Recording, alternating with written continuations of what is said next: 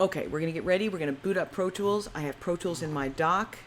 I've authorized it with my iLock. I've got the Pro Tools authorization key on this iLock. I've got my iLock in my USB port.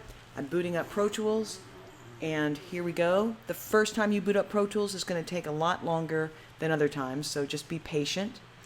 And off we go, hopefully, quickly.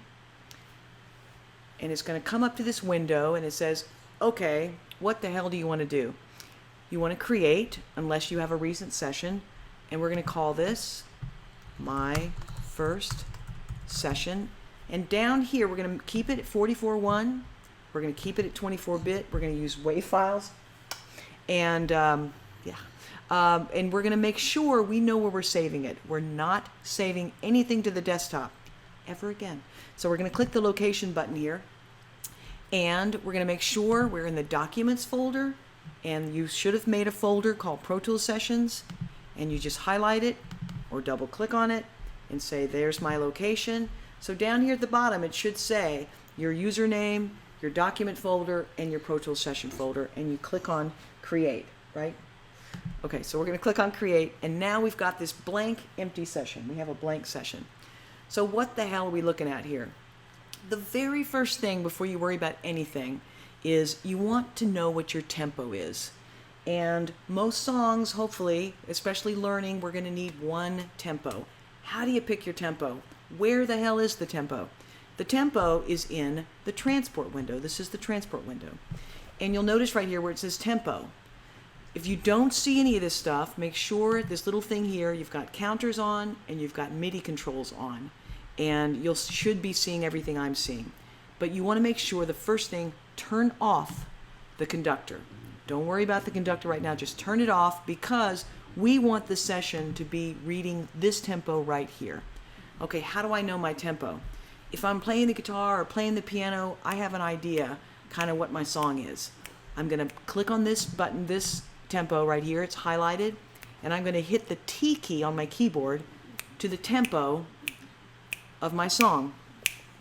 Here we go.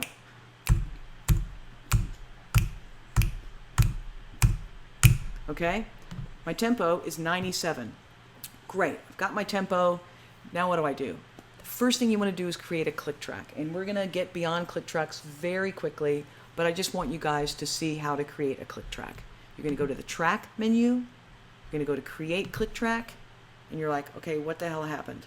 So here's the deal. We set our tempo, right? We've turned off the conductor, we've set our tempo. Now what the hell? There's two windows in Pro Tools. Just two windows, the edit window and the mix window. To go between them, it's command, which is the command key just to the left of the space bar, and the equal sign. You're going to really get good at these keyboard shortcuts because I can do this and go to window, mix, or I can go command equal. There's my edit screen,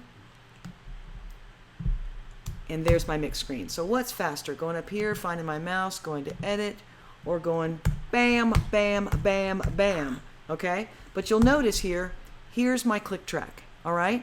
And we're gonna hit the play, and you should hear it. We're not hearing it right now because I don't have it on, but this is our first session. We've turned off, we've created a tempo, we've turned off the conductor, we've got a tempo, we've created a click track, and then we're going to use a plugin to create a little bitty drum track. And don't get scared, but let's move on to that.